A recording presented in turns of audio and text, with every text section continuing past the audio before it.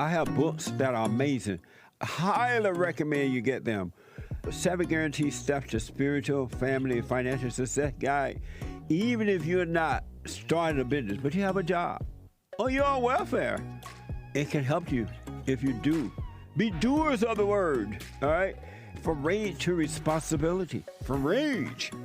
That's what I write about in the first chapter, especially how I overcame.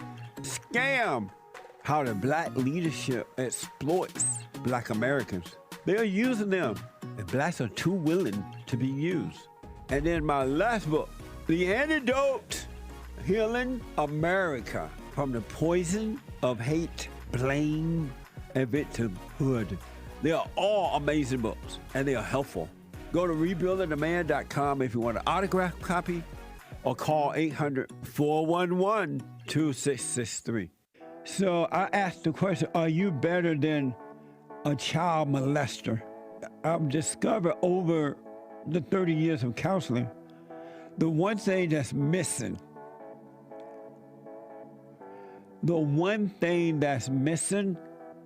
and I think because it's not taught in the homes or talked about, we don't have examples of it, right, is love.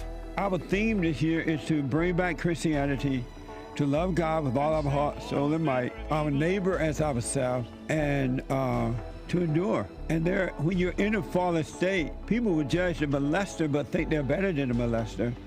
And I ask, well, why do you think you're better? When I realized it doesn't matter what you think about yourself or how much you have or don't have or how you accomplish things in life or don't.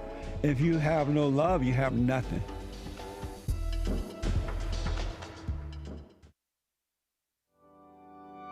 Hey, Jess, I just wanted to call you and give an update on my life. Okay. I recently got a job as a maintenance manager. 3 weeks in, now the GM of that park. I'm doing, the silent prayers, always keeping present. There's no way that I would have been ready for this position even 6 months ago if it wasn't for counseling with you one-on-one in my relationship with the Father. You have changed my life dramatically, brother, and I love you for it. And my wife loves you. We love all your crew. You guys are doing amazing work, and I just wanted to give you that update. Well, right on. Congratulations. And again, you just take it one moment at a time, one day at a time, and let things unfold, and they will. And do not take anything personal from anyone. Don't get angry, resentful, or anything like that, and you'll be fine no matter what.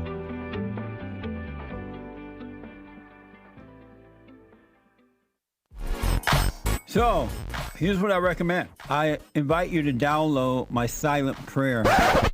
I know some people have called in and they wonder if the silent prayer is working. And I just want to take a second and to tell them that it works. You just have to stick with it. Yeah. That's the first thing I started doing before I even forgave my parents. And I was so depressed and suicidal at some times that I just would have to stop in the middle of my job or whatever I was doing and go into the silent prayer. And it really does help. Like, I don't have those anymore. Amazing. You haven't seen anything yet. Doubt every thought. Bring every thought into captivity. Just let them all pass. Don't judge them. You haven't seen anything. It gets better and better and better and easier. So my gift to you, no charge, at rebuildingtheman.com/church.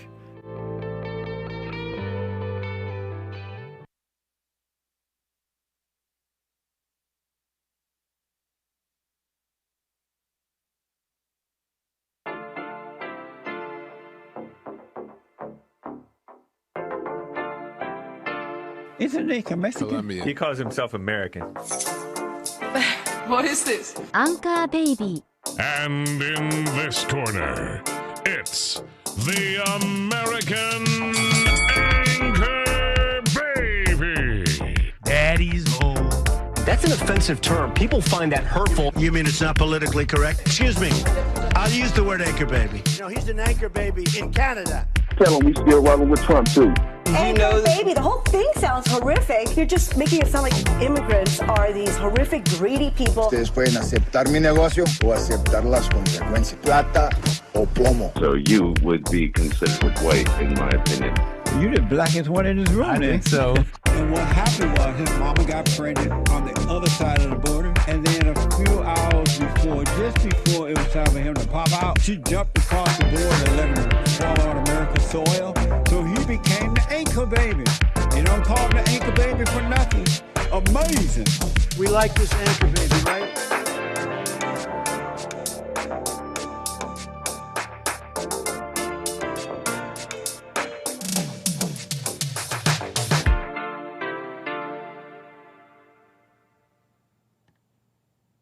Hello, I'm the American Anchor Baby. This is my show. Thanks for tuning in on this fine Tuesday. What a fine Tuesday to be back. Because it's Men's History Month. It's a fine Tuesday.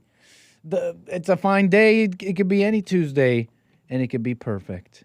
So how are all of you? Welcome to the show, okay? You had a little bit of a break there, but don't be too sad. Don't be too sad and glum. You'll be okay. You'll be okay. You'll get all your toys back. For now, you're with the Ankle Baby. If you're here, I do appreciate it. Let me say hello to all of you. Let me start off with some manners, some decorum, as they call it, and then maybe you will be inspired. You're like, you know what? You know what, Ankle Baby? You're right. I'm going to look at myself, and I'm going to click the like button and try and save.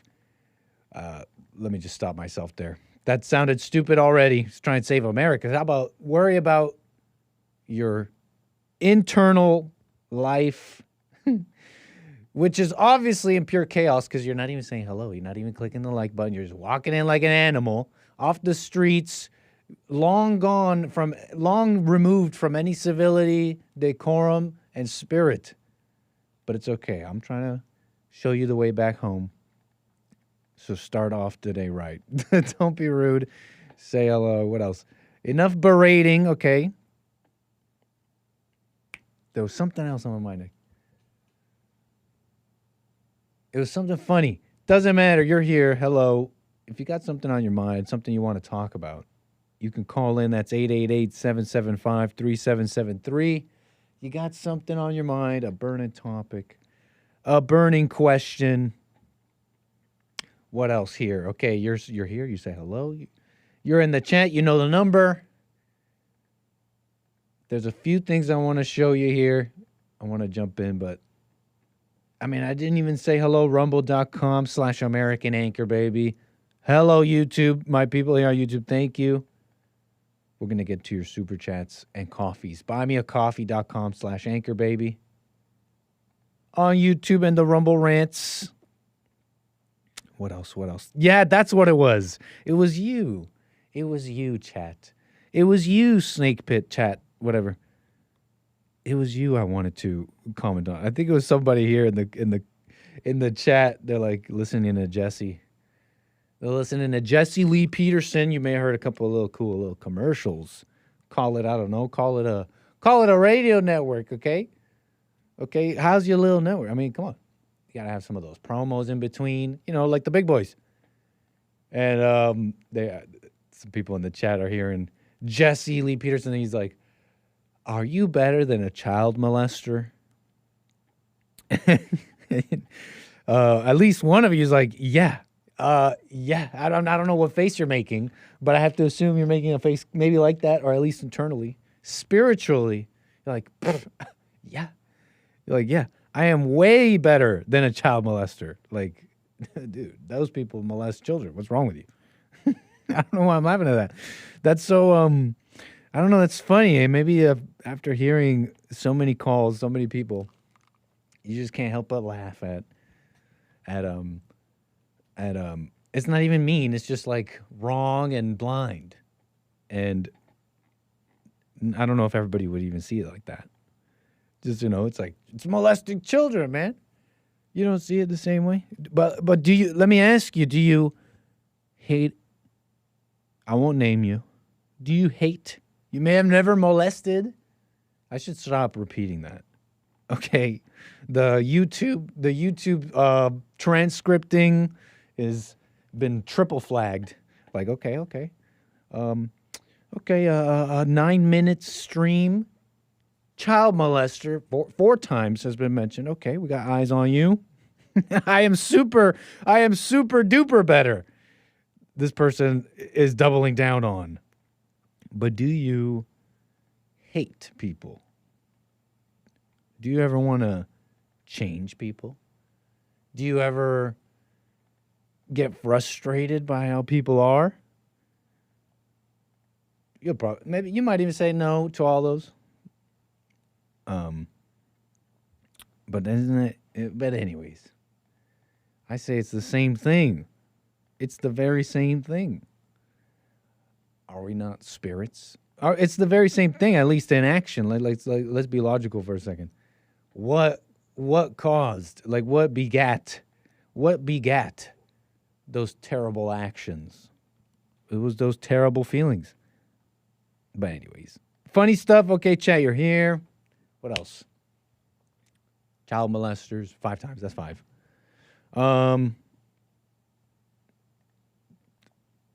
That's pretty much it, I think. 888-775-3773. You're all here. We got the Arctic. We got our Arctic Sentry, Canada in the chat, Punchy TV on our chest. Okay, that's live. Wednesdays, by the way, Wednesday, 2 p.m. Pacific time. See me in the club with it tatted on my chest. Punchi. It doesn't end with the correct rhyme. But anyways, what are y'all fighting about? Are y'all fighting? What are you fighting about today? Because fighting, I guess, is kind of the segue word. Is the segue word to jump into some of my stuffs. You know, I got stuffs. I always got stuffs for you. Little stuffs and they're fighting. You know, in fact, it's a kind of a JLP show rerun. One of those stories we already saw, Jesse Lee Peterson show. But I found it interesting. Okay, I found it interesting that, you know, so nice you play it twice. Apparently this guy was on the Fallen State, Sean Foyt. I remember his hair and that look. It seems very familiar. You know, him being on the Fallen State. Can't say, oh, yeah. This is looking more familiar. TheFallenState.tv, by the way. Snazzy little website if you want to see everything Fallen State besides their YouTube channel. Christian musician Sean Foyt. My skill level in English tells me Foyt. Sean Foyt, musician, missionary. He was played a little clip of his on the Jesse Lee Peterson show. He's ringing the alarm. He's telling America to wake up. Okay, do you realize what is happening? A massive Muslim march taking over the streets of Chicago in the same place that Sean here apparently planned a Jesus march. You know, I didn't gather if it was like a response, so to speak. Didn't sound like it, not from Sean or otherwise. And what I mean is like a response from the Muslims. Like, did they hear about this Christian march and come out to enforce as a show of force? I don't know. I'm leaving it as a no. From as it stands, it wasn't really saying that. But for those wondering, like I was, Sean Foyt here, we saw this clip, right? I'm here in downtown Chicago, in the exact place where we're doing a Jesus march in 1 hour. Look what's happening. A massive Muslim march is taking place right now, where for the last hour, they have been shouting verses of the Quran. They've been declaring over the city, there is no God but Allah and his prophet Muhammad. And everybody will bow to him. Wait, hold on. These are things that are happening all across America. Will the church wake up? When are we going to wake up to what is taking place? There is a spiritual war for our cities and our communities and our nation. Wake up. Wake up, man. So we saw this JLP show. It's a fight in America for religion, I guess, right? It's a fight of Muhammad versus Jesus, or a fight of Islam versus Christianity, right? I mean, The idea is, Sean and maybe others are out here asking people to wake up and fight for Jesus, fight for Christianity against Islam, against Islam, against Allah, I don't know, Muhammad. That's some of the idea, right? That's what people say.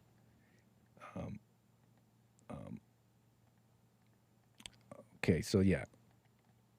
Hold on. Pulling up my links. Those are some nice little nasheeds, right? I start singing nasheeds, and you guys go, oh, yeah, this guy's a Muslim. Oh, yeah, we forgot. Anchor Baby's a Muslim. Oh, man, I know a few. Wait, do I know any? I know a few. Back pocket nasheeds. The one for Diwali. Wait, is it Diwali? What's their Eid, for Eid. Eidun Mubarak fa'abayna wa alaykum. We start singing nasheeds and Snake Pit turns on you. Okay, it's over. It's just like this guy's fighting for Islam, right? This guy's fighting for Muhammad. But where's all my links? Okay, that guy. So you saw Sean. You heard Jesse. I saw you guys listening to Jesse. You guys were like, "Nah, this isn't. It's two devils fighting. What's wrong with you, man? Well, were you just gonna let Islam take over? What, like, is that insane? Like, you're insane. You're like, what? Two devils fighting? No, one's fighting for Jesus, and one is fighting for Islam, and all that." And so I said a small little line on the show about what I was thinking. I just want to expand a little bit because it seemed to like not make sense to people. Okay, it seemed pretty obvious to me, but I'll attempt. See, when I looked at this and I saw people saying, "Well, this is the scene of a Christian fighting for Jesus and a Muslim fighting for Muhammad," or something. Like, that is not what's happening. That is a misdiagnosis, a misattribution of what's happened.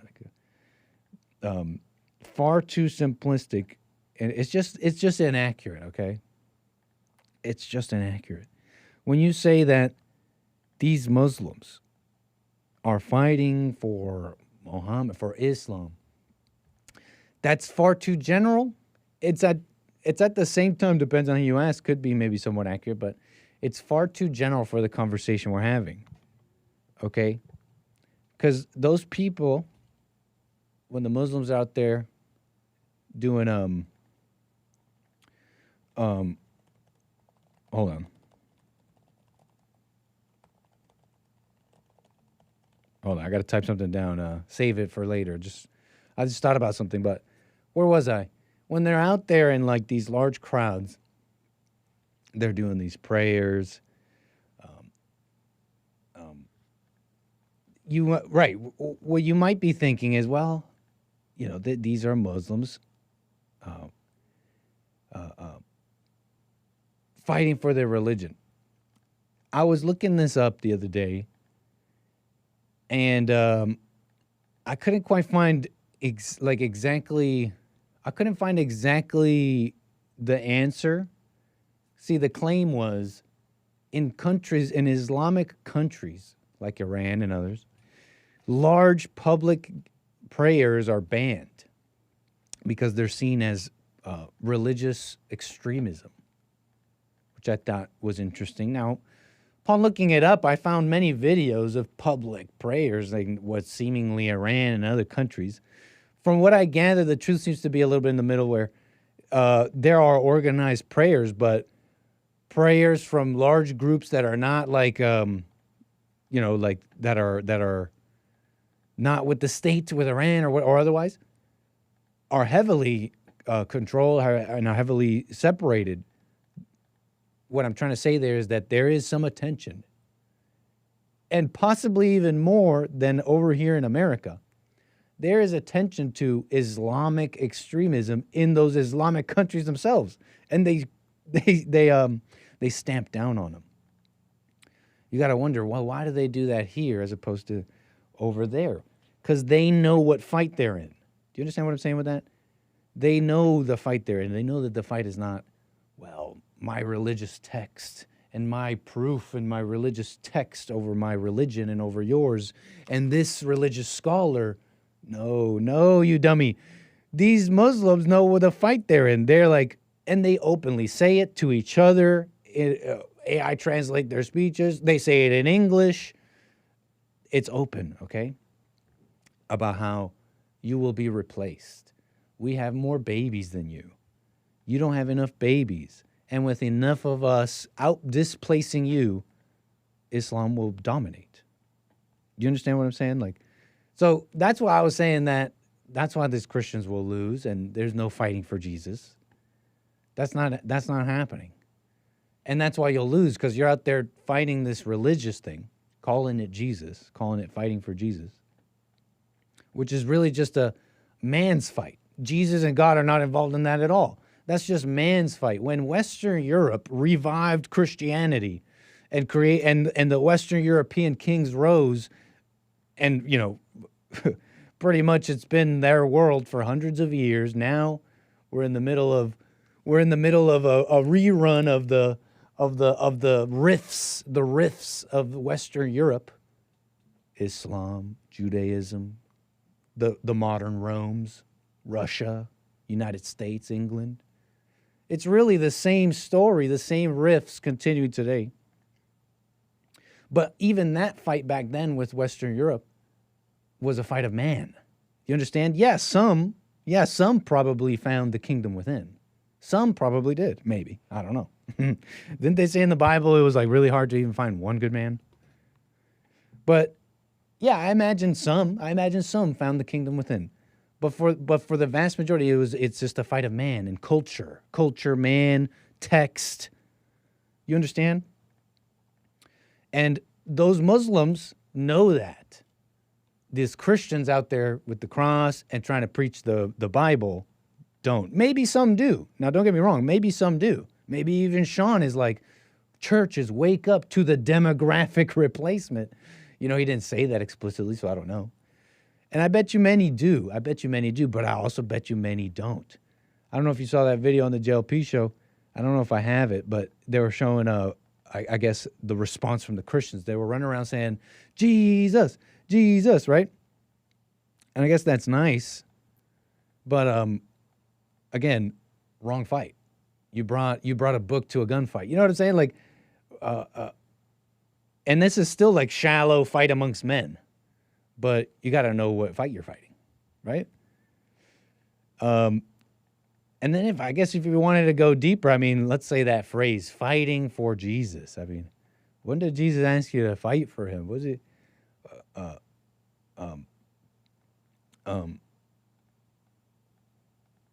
it's like a person, how do I put this? Like, it's like a person very loudly saying, just very loudly and verbose saying, I promise to be very quiet and soft-spoken. It's like, dude, you already didn't get it. It's in the claim that you're making, that making the claim is pretty shallow. It's like, I love God. It's like, okay. Like, that's about your life, not about what you say. And so that's what I was thinking about. Fighting for Jesus, that video, kind of a little bit of a short diatribe, a short little thing on, can a diatribe be short? A short little thing on fighting for Jesus, the clip we all saw. Call it a little bit thematic, if you want to. Call it a little bit thematic if you want to jump into this next segment, Fighting for America. We'll do that in a sec, but yeah, what do you think? Nick, why did you let Jesus say that was Moses and agree when it was Abraham? Oh, wait, I'm remembering that. What happened there? Take me back there. It was the JLP show. We were seeing some imagery. Oh, it was the biblical question video. And there was a man, a bearded man, raising his, what looked to be hand holding a weapon of sorts, about to hurt what seemed to be like a boy about to be stabbed. Moses didn't do that, huh? It was Abraham. Did God ask Abraham or Moses to sacrifice his son? What does Jesus require, sacrifice or mercy? Is the biblical question, right? Jesse's biblical question.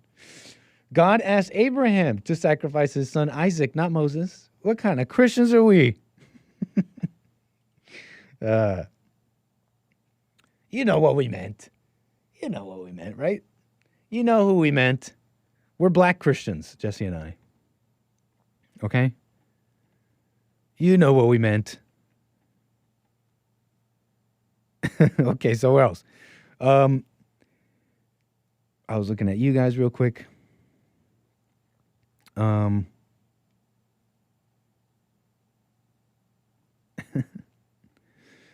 Amazing chats from the people. We'll get to your super chats. We got a little LOL. You got to Google it.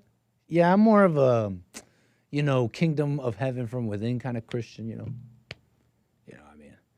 I'm like more like the live from within kind of Christian, I mean, some of y'all are studious, and that's cool. That's cool and all. I don't know. I'm trying to be like egotistical right now, like better than you. Live from within, right? Hoity-toity, which is like a good thing, right? But if you're living from within, would you lord it over someone? Okay, fighting for Jesus, you get it. You get the vibes. You may agree, you may disagree. I see your calls coming in, 888-775-3773, and I want to get to you. Here, I'll briefly kind of, how do I get into this? Can it even be brief? Fight for America. Here, hold on, give me a sec. Yeah. Knit thinky fancy. What a mess. I'm a fan. I'm living from within. I don't know about you, but I'm living from within. You keep studying that thing. I should open it more.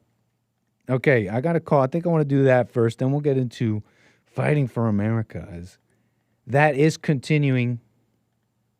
And it's kind of interesting. Some interesting people. Some of you might even know. They're saying MAGA is dead. Pardon. And so we're going to get to stuff, but I want to get to Mark out of Florida. I appreciate your call, Mark. You're on the air. Hey, that was pretty quick. Thank you for taking my call. Yeah, appreciate it. Yeah, so it kind of triggered something in your dialogue there. And I picked up on it yesterday.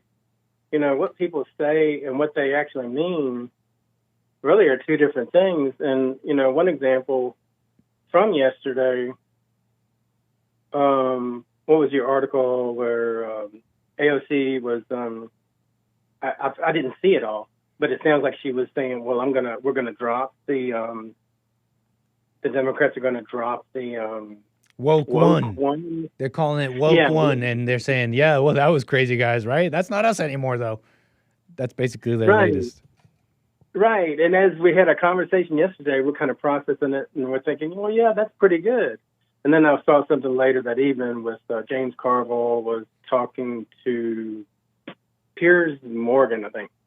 And, the way they're talking, it's like, James Carville was ready to leave the party. And the way they're talking is like, oh, yeah, we've kind of solved all this, We've kind of resolved these issues about, the Democrats moving so hard left or, communist, essentially. But they don't mean that. I mean, it's just, you were talking about Islam, and they come in and like they're really nice Islamic people, and they're, they've got this appearance of somebody that's calm and easygoing, and they're just trying to do their thing. And then, what was my point? Pearl called in this morning on JLP, and he was talking about NBA. And then she made a comment. She said, when she played in sports, she was making the point that what people actually talk about, what you see in the news and what politicians and news anchors, what they talk about, is different than what people actually talk about out in real life. Does that make sense? Because she was saying that the girls did want the guys to come in. Yeah, she said for every woman you're seeing out there vocal, like a Riley Gaines saying, no men in women's sports, where's the reason? Bring back the reason. there's 5 more saying, no, bring them on. It's their rights or whatever. So she's saying, let it happen. I agree. Yeah, and so I think I'm crossing different subjects, but I'm still trying to make the same point that at one time my best friends were they're woke, they're progressive, but they were good friends, and I still kind of miss them because we shared a common interest. We worked at a bicycle shop and we loved bicycles, and it was just a really good work environment. But I noticed from them, man, people say, they say one thing about, capitalism or this, and they don't live their lives like that. It doesn't, it just doesn't really, sometimes people do, they match I'm a conservative, and sometimes my life fully matches a conservative view, but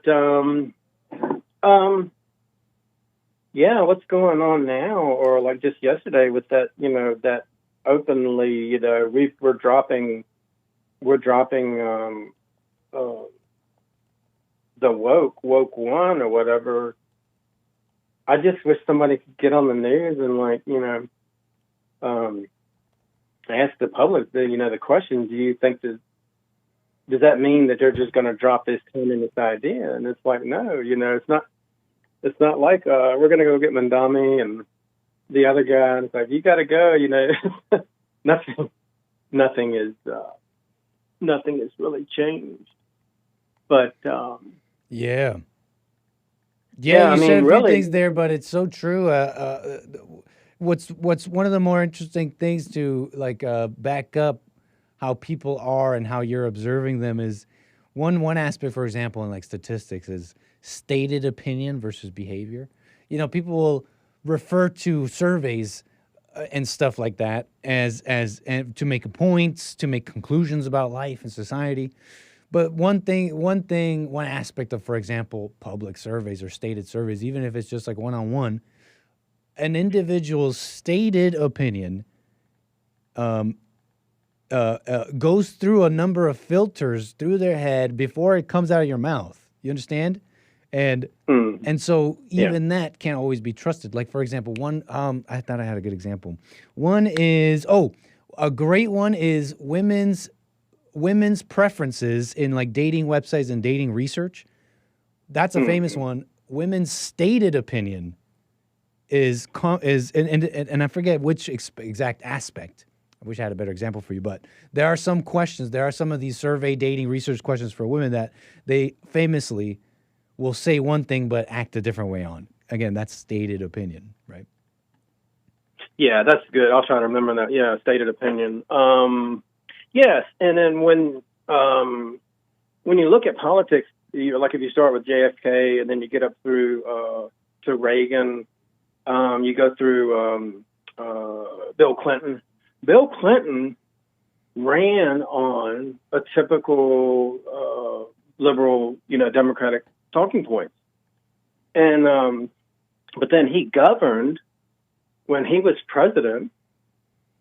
He did welfare reform, and as far as I know, he cut taxes. So he governed basically like a conservative. And what I would say to James Carville and Bill Maher and all these people is you've talked in the schools and you've talked in public. You're talking about Bill Clinton. Sorry, so I'm following. You're talking about Bill Clinton, right?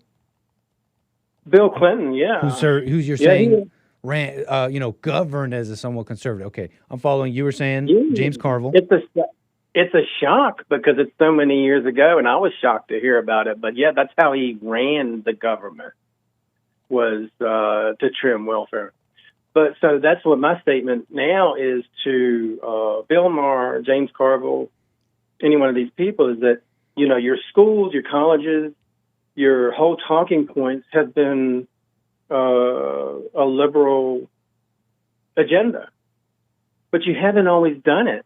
It's in the past, it's like we kind of realized a good Democrat is going to run on his talking points, but when he gets in office, you're going to make some deals, and what comes out is for somebody that gets a good job done, gets good results, and is running like a conservative, or governing, or your decisions and things are similar to a conservative. But from with Barack Obama, he just went over the deep end. He's actually trying to, push. He actually tried to push the liberal agenda. So that's just, to me, it's like it's either. This is interesting. I want you to finish, but this is interesting. Yeah. Go ahead. We forget. Every few years, you just, as the general public, we've got to go to work, got a life to live. We just forget what just happened. And it's like, I wish somebody could really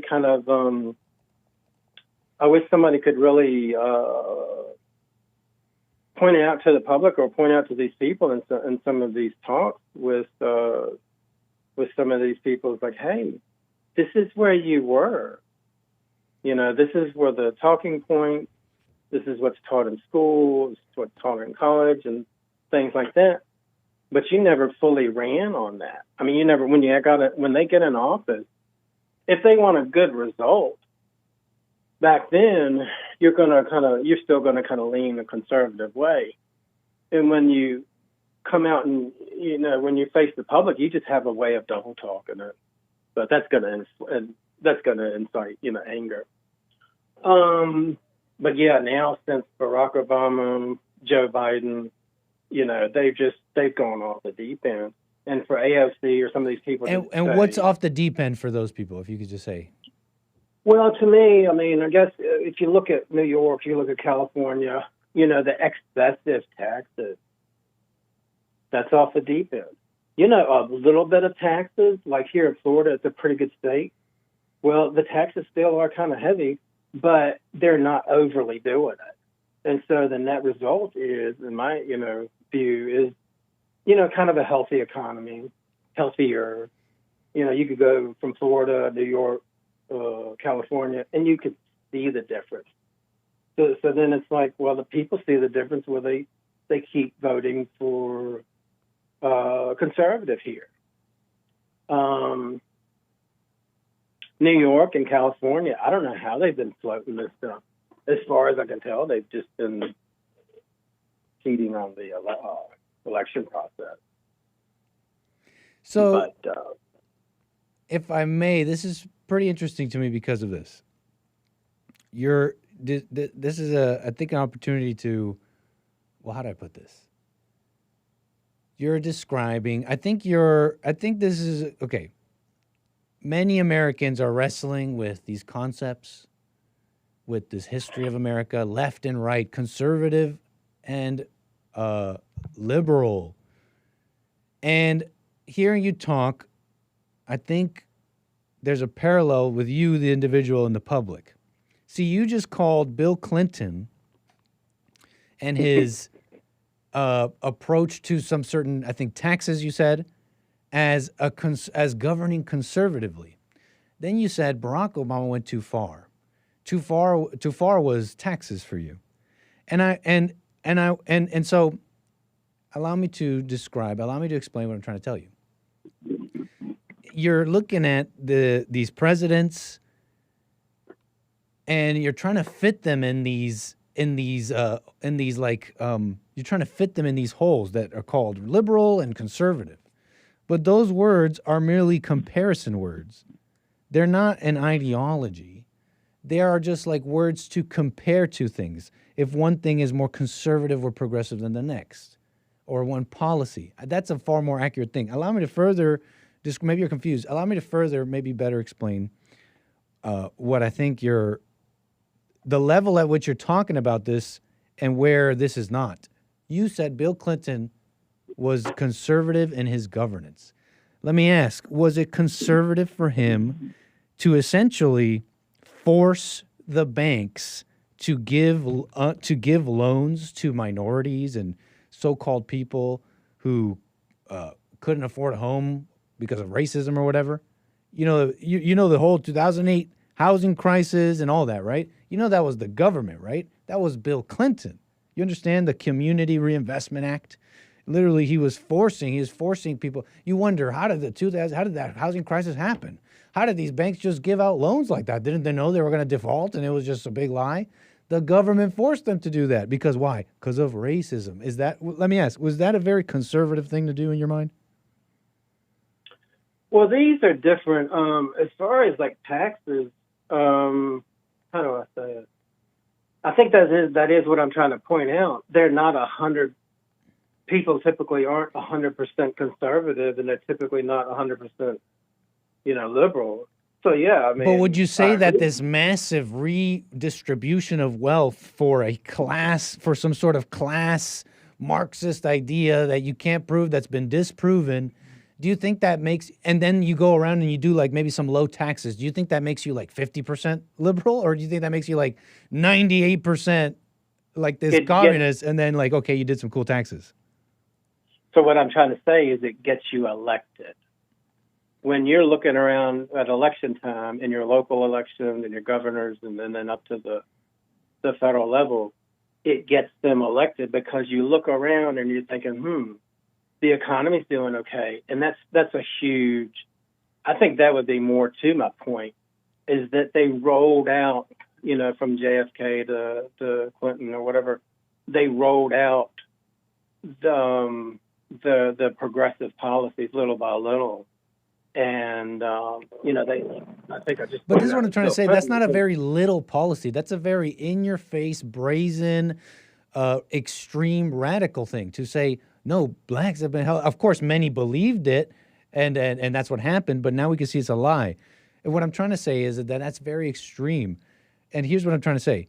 What happened after Clinton? George Bush. Let me ask you, do you think when George Bush expanded, Clinton's not reversed, when he expanded all those criteria for the housing thing, what did he call it? He actually increased minority homeowners, the homeowner cap or whatever of the CRA with Clinton. He increased that. Now let me ask you, is that conservative or liberal? Oh, I'm agreeing with you. I mean, it's kind of a liberal concept. Well, here's the picture I'm trying to paint. Let me try to get. Here's the picture. What I'm trying to say. Go finish up. My bad.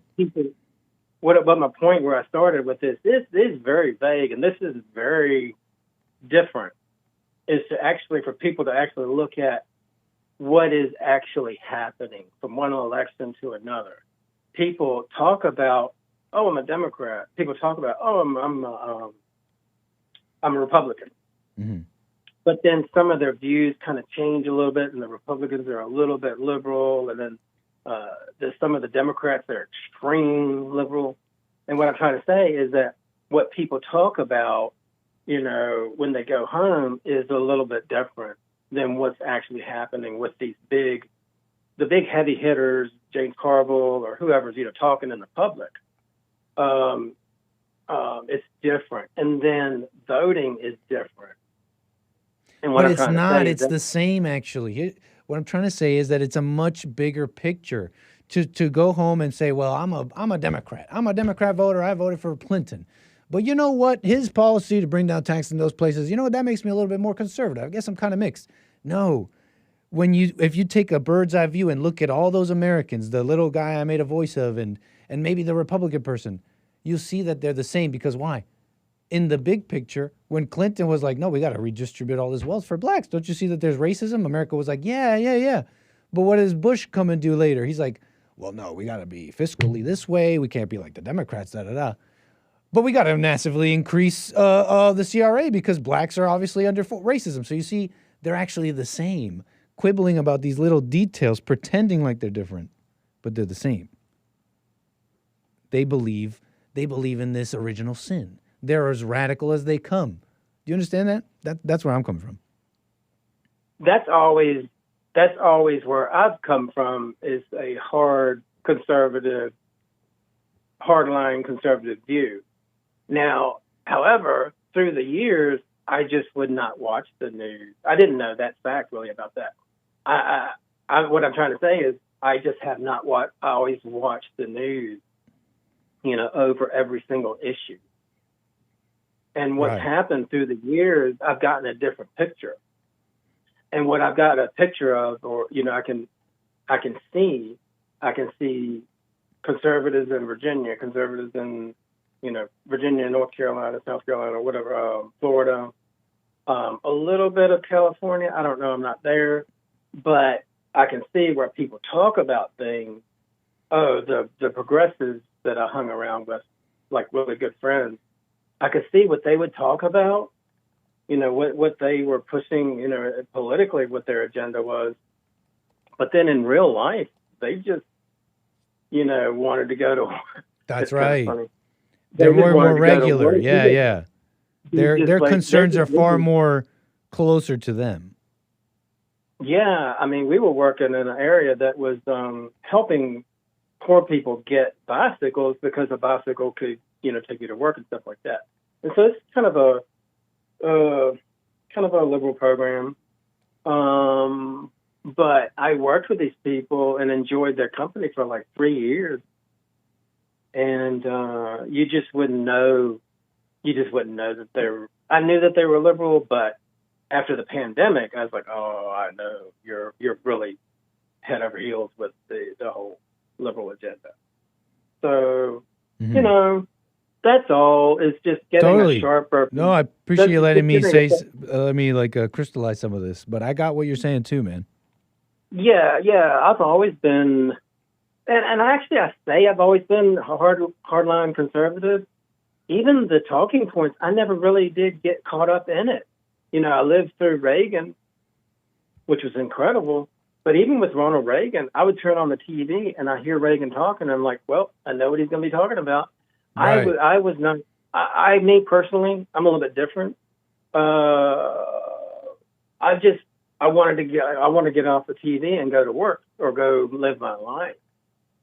And so politics, I would look at it in a kind of a broad view, where they're coming from. And I don't know. Right now, just more than ever, I think people just need to see. Well, if you want to wake up more, then it's to tell people, whether you're a liberal or whether you're a conservative, you need to really look at what they're saying, like what they just now said. AOC said we're going to drop the wokeism. They didn't just go home and say, we're going to stop pushing transgender stuff. Right, no. That did not happen. That is the core of what they do. How can they drop those things? That is what they're about. So it'd be pretty difficult to drop your core tenets. It's just it's honestly woke one, this whole woke one language, the most pernicious thing about it, which is what makes it the most effective, is that it is a way of absolving a bunch of Americans. And that people love to be absolved. They love to not have to apologize, be absolved, and just feel better about themselves. And there's a whole bunch of people, leftists, women, who kind of agree with that. They're like, yeah, actually it was too far. But instead of apologizing and changing, we could just call it woke one, and I'll just agree with AOC, and now I feel better. Now I'm absolved. And so that's that. You know what I'm saying? That has a lot of political weight behind it. People love that idea. So obviously for the left, for their own people. What does it mean in a national election? I don't know. But for their own people, it's very, very effective. It's a way of absolving them. So say hello to your new nominee. Yeah. And then also, meeting JLP and then following his content, as a Christian, well, that's what I would identify with. I'm seeing where we're taught to feel good about, with Islam. We're taught that, you're walking up to somebody and they're all calm and reserved and everything. And we think, oh, that's okay. Sure. Come on in the country. And so I don't know, what was my point there? We're talking about feelings. And then when I started watching JFP, I was like, the light came on, and I was like, emotions are that's what's gonna mess everything up. That clouds your decision making and just makes the world look different. But yeah, for Christians, I don't know if we can somehow get that message to Christians, like, hey, we're taught to have empathy, and we're taught in almost a subconscious way that if I walk up, even like a girl, she's real pretty, she's real nice, and just kind of low key. Internally, my own dialogue and my own thoughts are, "Oh, she's a good girl." It's funny now. That is funny. Those Christians don't want that message, Mark. Those Christians want to fight about Jesus. They want to have a cultural fight, like the Muslims, really. They just want to have a cultural fight and debate culture, text, and scholarly things. So those people don't want to hear that emotions are evil. They don't want to hear that. Yeah, Mark. You can mention it, but when they get mad at you, don't be surprised and walk away. But I appreciate it, Mark. Last thing you want to say before we move the wheels? We spent a lot of time here. That's about it. This has been really good. Yeah, that's about it. I appreciate your call, Mark. Can you call me again? Sounds good. Great. Take care, sir. 888-775-3773. Yeah, I'm watching those videos, and I'm just like, I wonder how many of those Christians, and maybe a bunch do. And then I'd say, well, I guess these ones do know what fight they're in. But that took some time. And by fight, I mean a shallow fight amongst people, which sometimes you got to do for your country, for a war. But that's not what Jesus is asking you to do. But I wonder how many of those Christians I'd ask, okay, you're here fighting. Okay, you're against a Muslim. Okay, you're fighting for Jesus. Okay, what do you think about deporting Muslims? Oh, I don't know about that. I don't know about that. Where Jesus is for all skin colors. And it's like, okay, you don't get it. That's why these Muslims are going to win. That's why you're going to be displaced, and all your fighting for Jesus is going to mean nothing. Because they know what they're fighting. They're not fighting for Allah. They're not fighting for Muhammad. They're fighting to displace you. They know very clearly the details of this fight. And so I wonder how many of those Christians I'd ask, and maybe it doesn't have to be like deport all Muslims. I understand it's pretty radical. But okay, how about something else? How about like, okay, no, Christianity is the official religion, and you can't go around saying we're going to make all of America Muslim. That's actually illegal now. How many of those Christians would agree with me? Well, I don't know about that. What about like, like some other thing? They'll probably even bring up a verse. But Jesus said, bring me you're hungry or something like that, right? Like something like that. It's like, dude, you don't get it.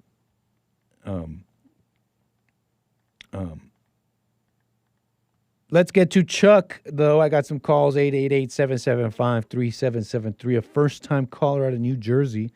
Do appreciate it. What's up, Chuck? You're on the air. Hey, can you hear me okay? You're coming in clear, Chuck. Appreciate it.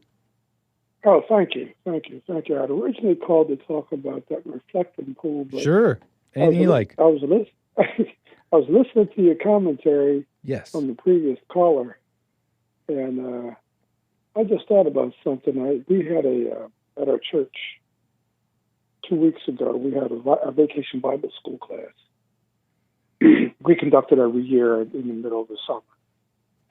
And one of the questions that came up during the adult class period was the issue surrounding prayer in schools.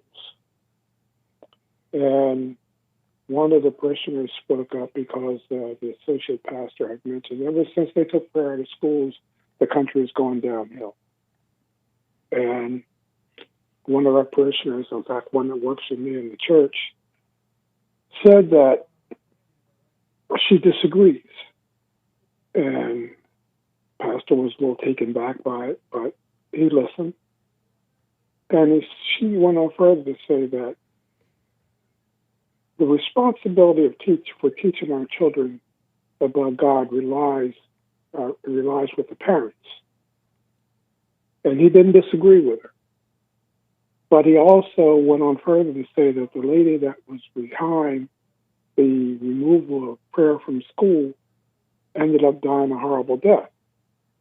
And I listened to it for a minute, and then I finally spoke up and I said, and I was wrong about my assessment, but I was right about the question. I said, does anybody know how this got started?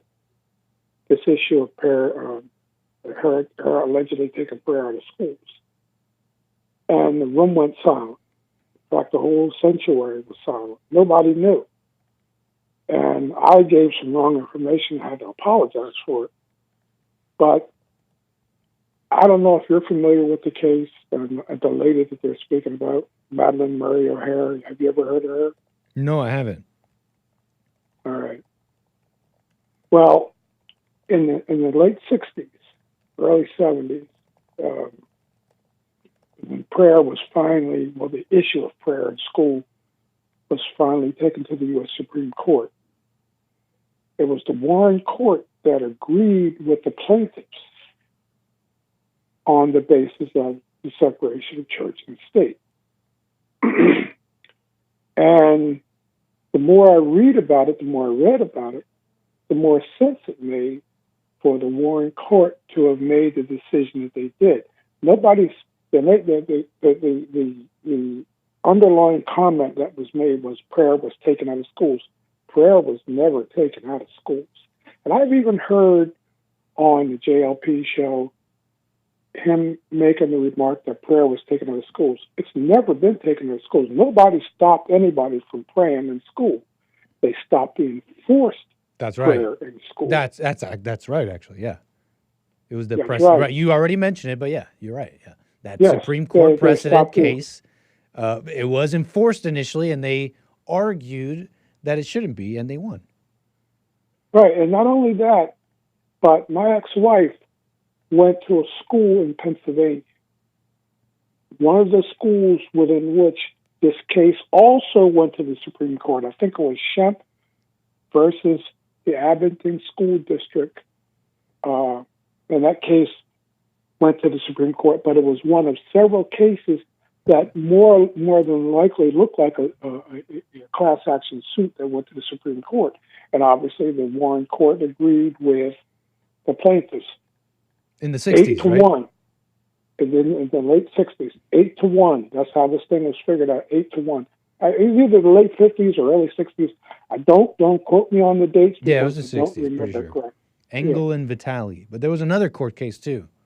That one There was was about, one- yeah, that there one was- was about an atheist, actually. The first one was Yes. a collection of non-Christians, Jewish parents, and other religious activists who are of varied backgrounds, as it's described. Others of varied Yes. backgrounds and support from groups like the ACLU and the American Jewish Committee. They felt that it was wrong to make them have to pray Christian prayers. And then atheists at the Abington School District, 1963, they struck that down too. Yes. Now that group was atheists and somebody else. I forget the details, but that tells you a little bit about what happened. And it is non-Christians, strangers, immigrants, and otherwise, who came and were we don't like what you're doing, and that's how it went down.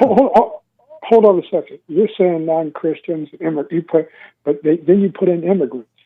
Yes. And that's not what the Constitution says. The Constitution was based on, the separation of church and state was based on the fact that people came here for religious freedom. And no. Yes, it is. No. But what I'm saying is, I know you're saying the law and what happened with the Supreme Court and what they wrote down. But why did that happen? The big question is, why does that happen, Chuck? Like, in a country where a bunch of Christians came over and made a country, why does suddenly there's strife and disunity? Did those Christians suddenly become non-Christians? No. Yes, that happened a little bit. But you're leaving out the huge part, which is also a whole bunch of people came here who were like, wow, we don't like the people. We don't like what you guys are doing. We're different. How can you force us to do so? And one after, right? I mean, that's pretty obvious, right? You have to admit that. No, it's not obvious. You're making a generalization. Tell me how I am doing that. You're making a generalization. It was Christians in the very beginning that petitioned for this before this amendment in the Constitution because they didn't want to be forced into what we had in England, well, not we, but what was happening in England at the time and in the rest of the world, where that's the where Constitution, though, Chuck. Aren't we talking about the 60s and the changing of the enforcement of the reading of the Bible in the schools? Yeah, but when did that law come into place? The 60s. What you're talking about happened in the 60s. No, you're not. What I'm saying happened. I may be a little lost. Apologies. I'll let you help me out here again. Let me elaborate a little bit. Yeah, this happened, and these cases came about in the 50s and the 60s. 1962, some go all the way back to the 30s. I don't have time to sit here and read them all to you, nor do you have time to listen to it. But the point that I'm trying to make is that they came here. The original founders came here out of religious persecution to enact the religious freedom so that they could worship how they saw fit. Now, that doesn't mean, obviously, it doesn't mean that if you're a worshiper of Satan, you can go around killing people. That's absolutely wrong. That's not in the Constitution. What it says is that you have the right to believe as you want to believe, and I sincerely think that within certain boundaries where it doesn't promote harm to anybody, doesn't bring about harm to anybody. But the idea that this is a Christian country when it absolutely is not a Christian country, it is a country of religious freedom. Now, do the majority of people in this country, are they Christians? I would think so. But that doesn't mean that they have the right to tell me or you how to think or how to believe. You know, are you saying, Chuck, that the founders closer to 1776 and their desire and concept for religious freedom, are you saying that that thinking from closer to 1776 is the motivation of the Supreme Court cases in 1962 and 1963 of yes, and tell me how, because and tell me how those cases in 62 and 63, which, by the way, when you read about this on Wikipedia, it says diverse backgrounds, Jewish people, and the Jewish concept, and all these others, meaning strangers, immigrants, non-Christians, who had a problem with the rules. Tell me how that is the same as the founders who came here and said, well, we just want religious freedom. Tell me how those are the exact same motivations. The motivations are that, and I might mess this up, so forgive me. Don't worry, you got time here. Go ahead. And the motivation is that if I'm a Muslim and I want to come here, I want to leave, say, from a country that imposes religious restrictions on me. I just want to be able to come here and believe as a Muslim, not being bothered by anybody, not having to follow any state organized precepts or demands. As far as my religion is concerned, I can practice without any harm from the state. That's what I believe those motivations were for, because at least as far as I understand, that when the pilgrims and all those folks that came here in the very beginning were told they had to do or follow under the guidelines of the Church of England, and they didn't want to do that, or what the Pope was doing in Rome, and they didn't want to do that. All they wanted to do was be able to practice their religion without any bother from anybody or any demands from the state. And with respect to this, when they said they took the prayer out of schools, they did not take prayer out of schools. They just stopped enforced prayers. Enforced prayers didn't happen until after World War II in 1949 in the state of Pennsylvania.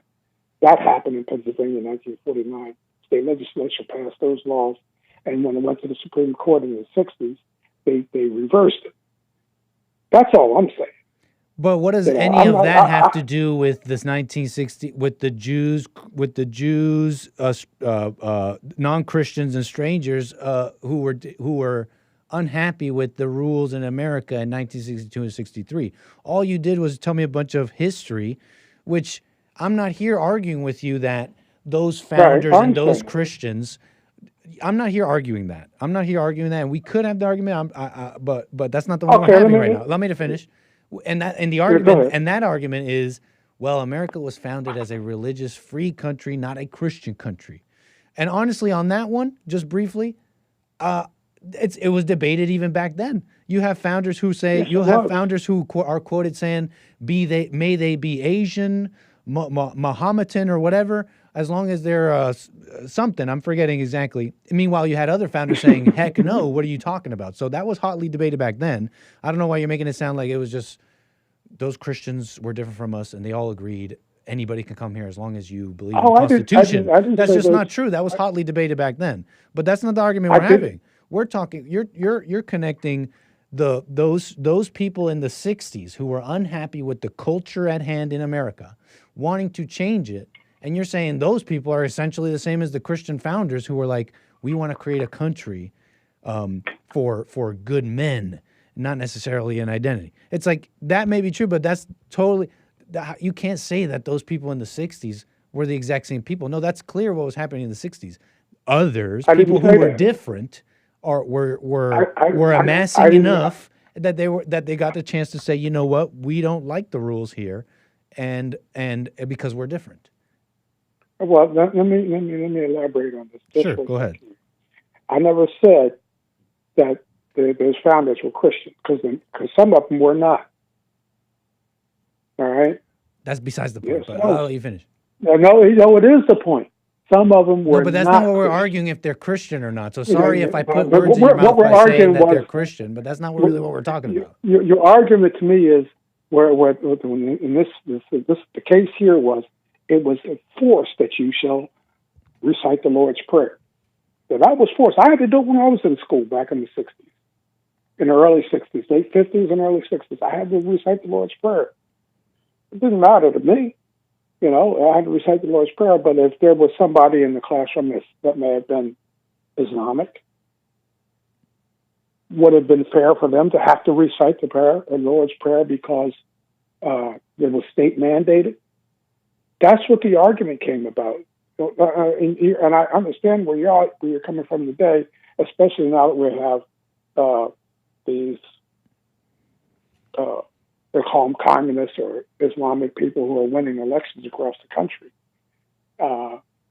But that's not my argument. My argument is, does it have to be forced on us?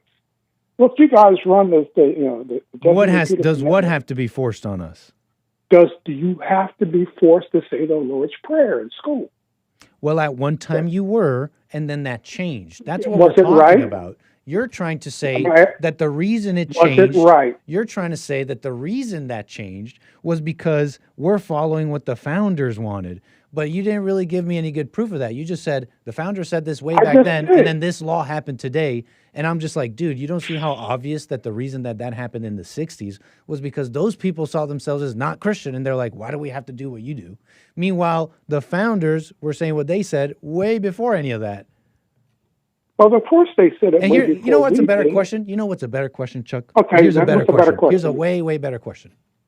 Because we could go endlessly like, well, is this a country of blood or is it magical soil? If you're just born here, you believe the right things and blah, blah, blah. We could argue that forever.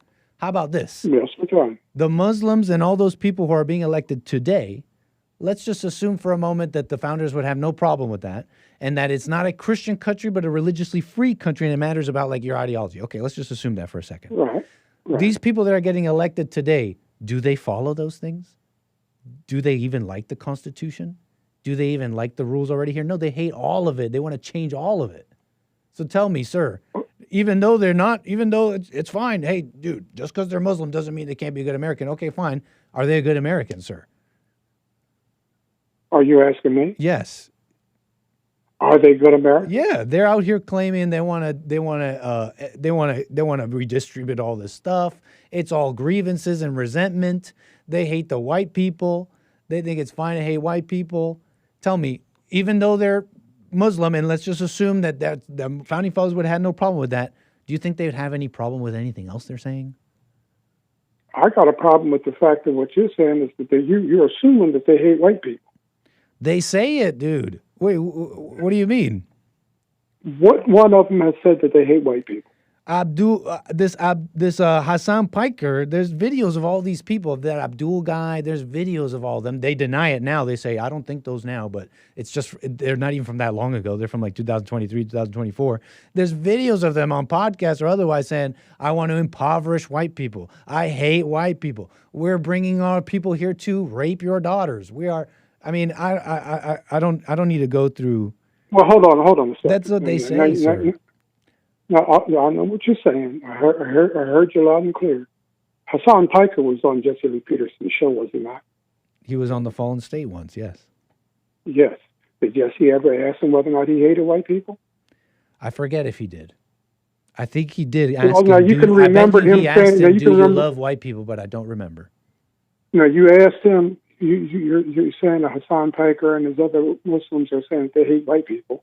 My question to you is, since you had him on your show, or since your boss had him on the show, did he ask that question? That wasn't my question. Why are you switching it up? My question was, do you think the Founding Fathers would have any problem? I didn't switch up anything. Yeah, you did. You're going somewhere else. I asked you a question. Hold on. My question was, said that they said that they hate white people. Do you think the Founding Fathers, because you want to stick to, does every single... Hold on a second. Hold on. So we don't go... I don't want this to be an argument, man. We can have a chill talk. Not an argument. I'm just we don't have to have an argument, here. sir. This could be a chill talk. So let me just say this, and then you can respond. Because you want to hold on to, well, not every Muslim is saying that, but here's the point. Let's just pick the ones that are saying that. Let's just pick the ones that are saying that. Even though they're Muslim, and we're assuming the Founding Fathers would have no problem with that, do you think the Founding Fathers have any problem with these people who are getting elected today? And we'll just pick the ones that are saying that, right? The ones that aren't saying that aren't saying that. One. But do you think the Founding Fathers would have a problem with any of these people who are getting elected, like Mamdani and otherwise, who are saying we're going to tax white people, we're going to tax people because of their skin color, go after them, we're going to impoverish the white class? Do you think the Founding Fathers have any problem with those things? Founding Fathers, where are they today? All right, sir. Appreciate your call. You take care. No, if you don't want to answer any questions, that's fine. That's fine. I'm going to answer your question. We don't have to talk. If you don't want to answer any questions, I'll go to my next caller. Chuck, call me again, man. I'm going to answer your question, but I'm saying one more try. Do I think that the Founding Fathers would have a problem with it? Of course they would have a problem with it. Don't you think they would have a problem with it? Of course I do. They speak badly about the Constitution and everything. So I agree with you. They have a problem. Hold on a second. So you see how we don't have to figure out if the Founding Fathers were okay with Muslims or not. These people suck without that. We'll go ahead. You're trying to talk over me. The question. No, I just needed to say that. My apologies. Go ahead, sir. All right. The question I'm asking you, I know you control you look, this is your format. You control the narrative. But my question to you is, have you heard, and when did you hear, because I want to hear it for myself, when did you hear Hassan Piker, Mamdani, any of these guys who happen to be white themselves say that they hate white people? You can look it up, sir. You don't have to believe me. I'm not asking you to believe me. I'm not trying to convince you. I'm not trying to convince you. And this is also not the Prove Yourself Nick segment, Prove Yourself Nick show. You could go look it up yourself, sir. You don't have to believe me. You don't have to believe me. But I already told you what they said. Never heard them. I've already told you what they said. If you watch my show, you can see that they've been saying stuff about white people and all that. They're very open about it. They don't really hide it. So, I'll just leave it at that. This is not the Prove Yourself Nick segment. So appreciate your call, Chuck. Would you like to call me again, please, sir? Of course. Call me again, Chuck. I appreciate this conversation. I got other things to say about the energy situation and whatnot. I want to hear about that. It's just we have limited time as well. The energy situation, I think it's a travesty what's being done today. Oh, you know what? Can I ask you one last thing? Sure. Do you think it's positive or negative that America will be a minority white country? In the foreseeable future in our lifetimes. I really haven't really thought about it now that you asked me that question, because I don't see that happening. If it were to happen, do you see it as a positive or a negative thing? That's a good question. I don't see it as either. I see it as something that's happened because people aren't having babies. And, when you sit down and you think about it, the average person today, whether they're white, black, or like yourself, what are you? You're a Latino, my guess is. Yes. They call Okay. some call me white, some call me black. But yeah, my parents are Latinos. Your parents are Latinos. Yes. All right. Your culture determines whether or not you want to continue to have large families or not. And right now, the culture across, I think, most generations is, limit the family to 2.5 children on average. And that's not me saying this. That's just something that I kind of figured out. Totally. And the limit family size and so on and so forth. In doing so, we cut our own selves off at the foot. We shouldn't be doing that. Do you see it as a problem the government should deal with, that the native population is being displaced due to the birth rates you're talking about? You know what? One of the problems is the cost of having babies. Think about this for a moment. Are you married? No. Okay. And how old are you? If you don't mind me asking. How old am I, chat? Am I 31 or 32? All right, by the time I forget, but 31 or 32. You don't know how old you are. Come on. I'm close. I know I'm close. Okay. I literally do not. I do not. If you know, I don't. People think it like maybe almost like almost unbelievable, but I don't think about birthdays. But go ahead. You were saying? My point is that our birth rate is going down. Okay. Across all racial, ethnic groups, our birth rate is going down. We're going to end up like Japan. Interesting, sir. You know what I'm saying? And one last question. Are you like a Republican voter, Democrat? I'm an independent. Did you vote for Trump? Come on. Come on what? I don't know if you voted for Trump or not. I'm just curious. You could be an independent who voted for Trump. I told you about my you're not the first time. You're not the first person on this network that I talked to. Oh, it's the first time you talked to me, Chuck. So I'm meeting you for the first time. My problem with Trump is that when we're trying to lower our costs with respect to energy is the driving force behind all of our costs in America, whether you want to believe it or not. And he starts cutting back on programs that are going to produce alternative energy and keep us energy and move us toward energy independence.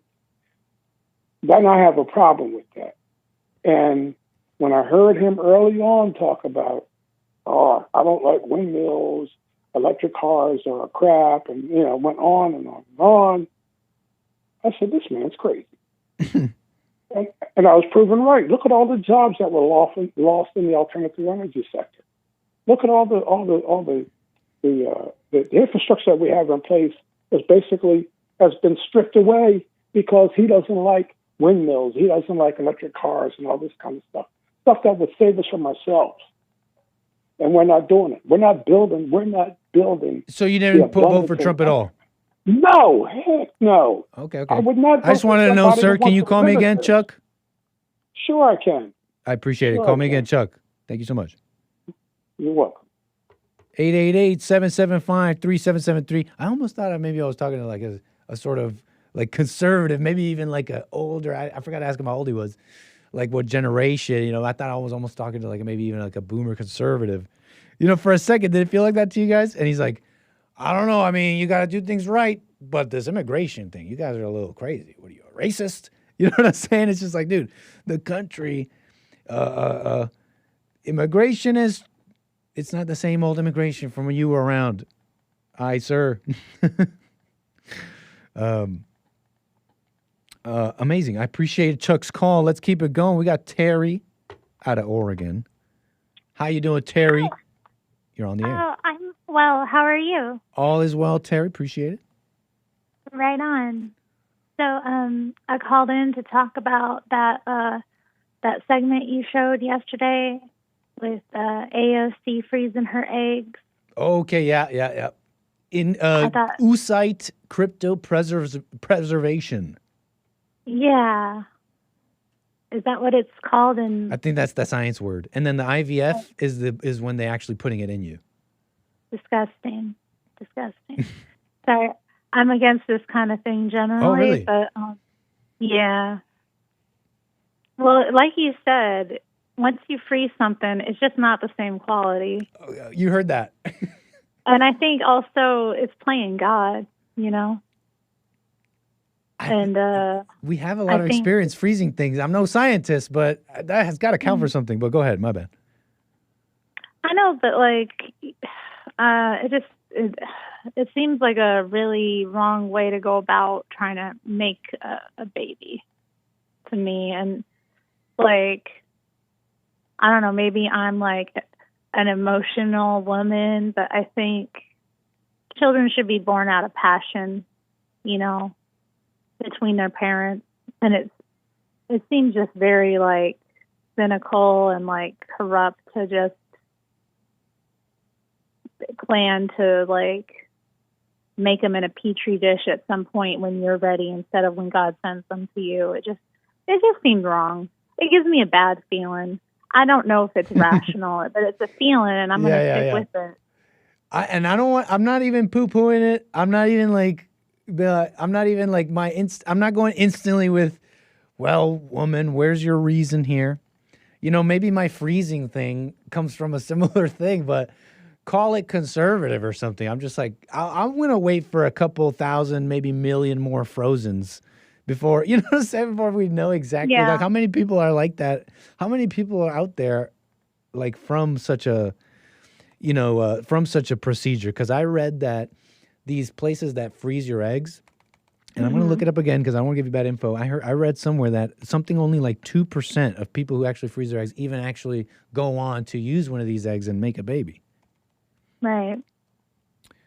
It just seems weird, and you're putting yourself through all this, like, hormonal upheaval because you got to inject hormones into yourself to, like, produce extra egg or, like, to get the eggs to, you know, be all plumped up to come out of you. I don't know. It just seems, like, really invasive and crazy, but I don't think she's genuine. I don't think if her eggs ever do come to anything, she'll probably implant them in a surrogate at some point. Like, because honestly, she's 37 now, right?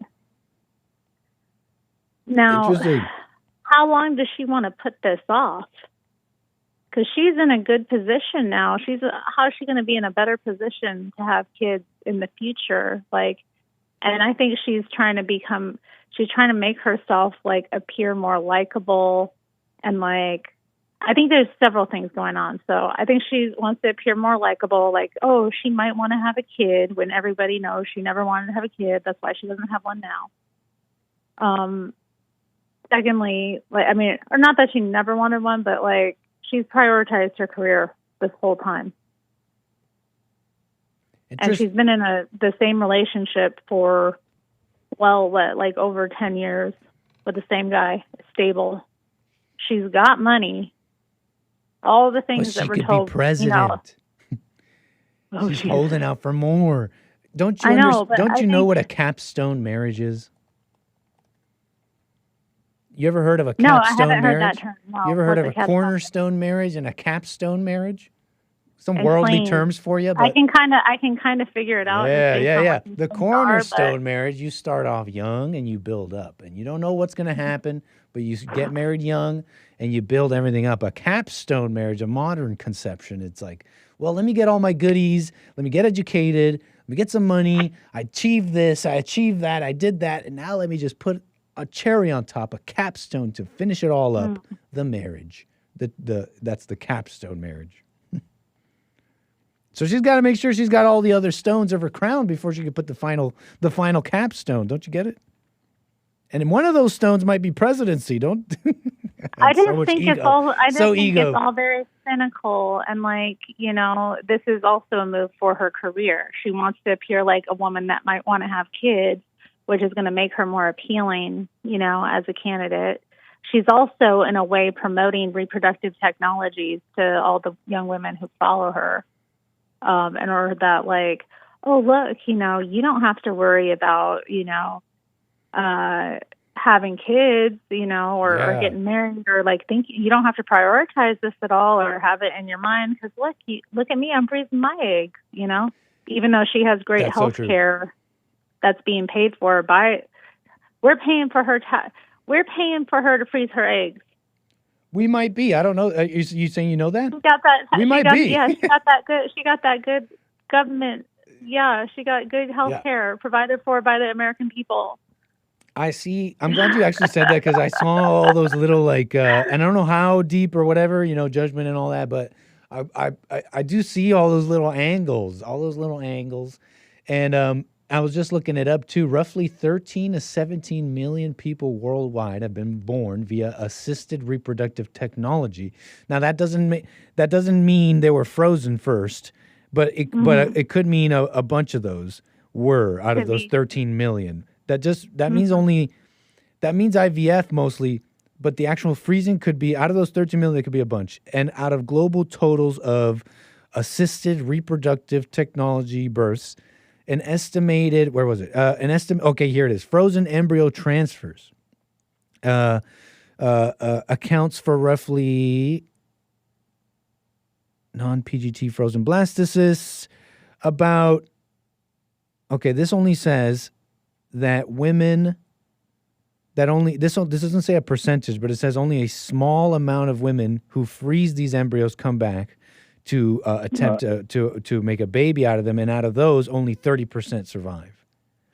So I'm saying that part to say that to lend maybe some more to this notion that these freezing embryo facilities, besides selling a delayed pregnancy, they may also be in the business of just selling just false hope. It's like I can just at least tell myself that I can put this off and just keep doing it. But then you actually never do. You actually never go off and thaw one of these and actually, because it's saying only a small percentage of these women actually go off and do it. So in a certain way, what these companies are also selling is like comfort. You know what I mean? The comfort of knowing that at least I froze some and I could just keep doing what I'm doing because I was going to do it anyways. It's nuts. I think there's a lot going on here. A lot with this, especially everything she does in the media. She's very calculated. She's very careful about her appearances she makes, everything she says and does. And I just think that this is just, I think there's a lot of moves she's making with this to,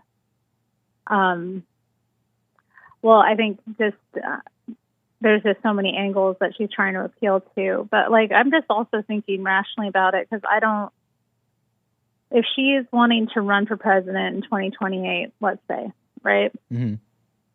She's going to be 39. So let's say she gets elected as president. I don't think that's going to happen, but let's just say that happens. How long when you're president, you're at least in there for 4 years, right? So then right. She's going to be 43 if she makes it one term. And then what if she gets elected a second term? Is she going to be having a baby in the office? And if not, is she really wanting to delay being pregnant until she's 50? I don't believe anyone would want to do that. I know Janet Jackson did it, but she's also again has really amazing health care and money to take care of herself and that kind of thing. But most women, their bodies just aren't made for holding a baby at that age. And your body breaks down over time as well, especially as your natural hormones start to shift in your 40s. Right. It's really crazy. And then also, what about your kid? Now, if it happens naturally and you're in your 40s and you get knocked up, okay, that happens. But the idea that you would purposely plan to delay it as long as possible, thinking that, I'll just have the baby then. How long are you going to live? And then are you going to be there for them, once they're an adult? Adult kids need their parents too. It's really hard for young people. I have a friend who lost both her parents, very young. She was in her, she was 21. She lost her mom and dad. And that's just a lot. So I don't know. It's like some of that's it's too not- infantile for me, like needing your parents in adult. But look, what I'm following is like this increase of selfishness, so to speak, and Yeah, if but it's you one still way to got put your- it, I think we might this if we call it a generational thing, then this would be like the most selfish capstone marriages. Let me get everything I want, and then put this capstone, and then have a baby. And it's like that's an afterthought. It's like the children are the least. This is probably in this time the least thought of possibly, and so I'm totally tracking with that. I will say I don't have this much of a distaste of the technology as you, and as seeing it as freaky as you. It's weird. It may be the that which destroys whatever bottleneck is keeping us back right now. But so I don't share that same distaste, but I'm tracking on this some of that, like for sure selfish and the children really thought of last. It's like we're gonna be old, we're gonna have all our stuff, we achieved everything, we're gonna put a nice little bow on top, have a nice ceremony, and then you're old, and it's like, okay, well I guess we should have some kids. Yeah. But hey, what else was I gonna say about that? Real quick. I forget. Anything else you want to say on this? I could go on forever about this. I don't think she ever wanted to get married or have a kid. That's why she's been with the same guy, not unmarried, living in sin forever. And I think that's why she hasn't had a kid. You don't think her biology is maybe speaking to her, maybe, or something like something deep is just like I kind of want kids, but I want to be president. Look at the path I'm on. Oh my gosh! You mean I can freeze my eggs and then she was welled up with. Because if she really wanted to have a kid, that would be the priority, and it would make her more electable if she already had a kid. Maybe. Because, yeah, it would, because nobody wants to. I mean, there's only been one president that ever, didn't have a kid, that didn't have children. People want to see, a family, somebody with a family in that role. That makes them more relatable. They have an investment in the future. So if she really wanted to game it, she would have a kid now and then run as a career mom, babies in the White House and all that nonsense. Maybe. And I mean, also just because the other thing that I guess I wanted to say is anything can happen to you, in life, and to delay something that you want, that you already have the opportunity to have, is really dumb, because you could get sick. You could be in an accident. You could develop a disease. Anything could happen that would make it so that she couldn't have a kid. So I just think it's I think it's cynical, because I don't think this is what she wanted. And I think she's promoting reproductive technologies too as this, stick it to the conservatives, women's rights. We get to choose what we do with our bodies kind of stuff. Totally. I don't think. But all those things are always just a halfway measure. You never get the truth. You never get life how it's supposed to be. You get some free homunculus. And in this case, it's a mother who, is can work, but can do this, but you guess you don't have home life perfect, but you get to do this too, a halfway measure. Instead of where are women supposed to be if they're going to be having kids? Thanks, Terry. I appreciate your call. No. Can you call me again? Yeah, good to talk to you. I probably will. Call me again, Terry. Take care. All right, bye. 888-775-3773. What a mess. I mean, we were talking about it. You guys saw the? Did you guys see this one? Do you guys need?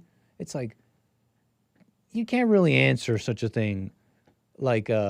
Who should I marry? When will I know she's the right one? When will I And I guess one good answer to that is because, I don't live your life. I don't really know. But another summary answer for why that's so difficult is because 90 times out of 10, it is the wrong one. And you can't see it, right? So But here's one of those situations that tells you, here's a clear indication that it's the wrong one, okay? Should this happen even in the moment you're about to be married, and I don't know, it was a bit of a surprise, run. Walk away. Say nothing. Where are you going, honey? What do you mean? Why are you leaving the altar? Just walk away. Maybe you'll explain it at some point. Or I don't know, but the moment will come, but walk away from this, okay? You're getting married, and they're about to announce your new name because it's your new last name, and she reacts like this. Ladies and gentlemen, it is my honor to present the newly married couple, Mr. and Mrs. Brandon Key. She's like, I told you about this. Mr. Brandon Key and his wife, Regina Alui. What a mess. He's like, what did you just call me? Did you just call me his last name? You did not. That which the woman takes when she traditionally marries? How dare you? That's your sign. That's your sign. Again, sometimes difficult to answer for people. This was one of those clear ones. This is one of those very clear ones. You could just walk away. I imagine he knew. I imagine she knew.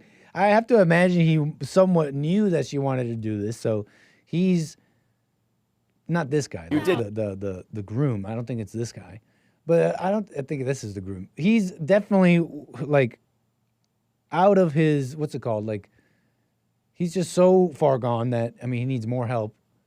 Because I have to assume he kind of already knew. And so he still went along with it, right?